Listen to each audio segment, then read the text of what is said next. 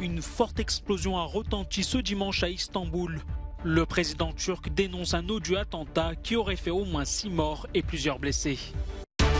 Aux États-Unis, les démocrates de Joe Biden gardent le contrôle du Sénat en remportant samedi soir leur 50e siège dans la Chambre haute du Congrès.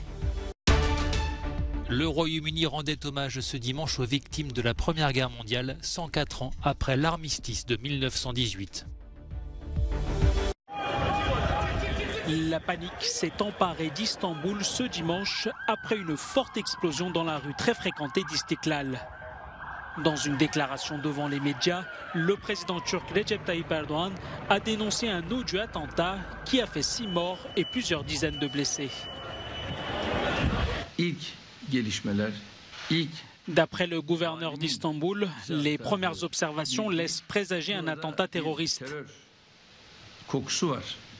Et les premières conclusions indiquent qu'une famille serait impliquée. Pour le moment, personne n'a revendiqué l'attaque qui a visé le cœur d'Istanbul, ville de plus de 16 millions d'habitants et capitale économique de la Turquie. La célèbre rue Istiklal avait déjà été touchée lors d'une campagne d'attentats en 2015 et 2016 qui avait été revendiquée par le groupe État islamique. C'est une grande victoire pour le Parti démocrate de Joe Biden. Le président américain conserve le contrôle du Sénat grâce à la réélection samedi soir de la candidate du Nevada, Catherine Cortez Masto. Avec 50 sièges, plus le vote de la vice-présidente Kamala Harris, les démocrates gardent la main sur la Chambre haute du Congrès. Ces résultats sont surtout décisifs pour la suite de la présidence de Joe Biden et un échec cuisant pour son prédécesseur Donald Trump. L'ancien locataire de la Maison-Blanche avait parié sur une victoire éclatante de ses lieutenants pour se lancer sous les meilleures conditions dans la course à la présidentielle de 2024. L'ex-président américain veut tout de même relativiser l'impact de ces résultats. Sur son réseau social Truth Social, le milliardaire a affirmé ne pas être en colère et être occupé à préparer son avenir. Donald Trump s'apprêterait à annoncer le 15 novembre sa candidature pour la présidentielle de 2024. Le nombre de migrants ayant traversé la Manche pour rejoindre le Royaume-Uni depuis le début de l'année 2022 a dépassé la barre des 40 000 ce dimanche, selon le ministère britannique de la Défense. Un nouveau record après celui de l'année dernière.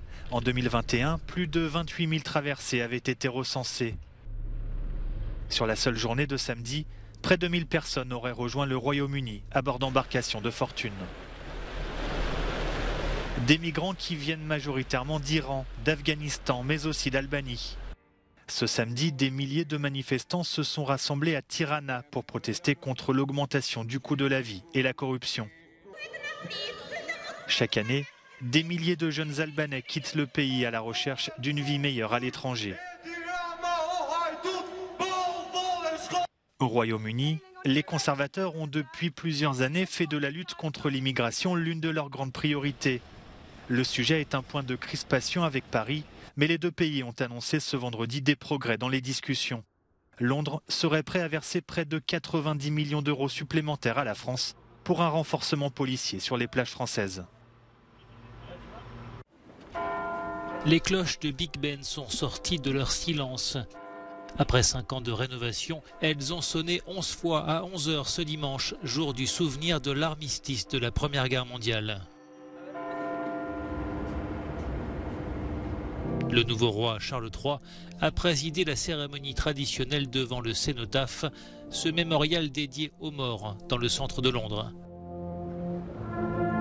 Comme le veut la coutume, des couronnes de coquelicots, symbole du souvenir, ont été déposées devant le monument. Outre des dirigeants politiques, des vétérans centenaires de la Seconde Guerre mondiale participaient à cette cérémonie, ainsi que des militaires britanniques ayant servi dans des conflits récents, notamment en Afghanistan.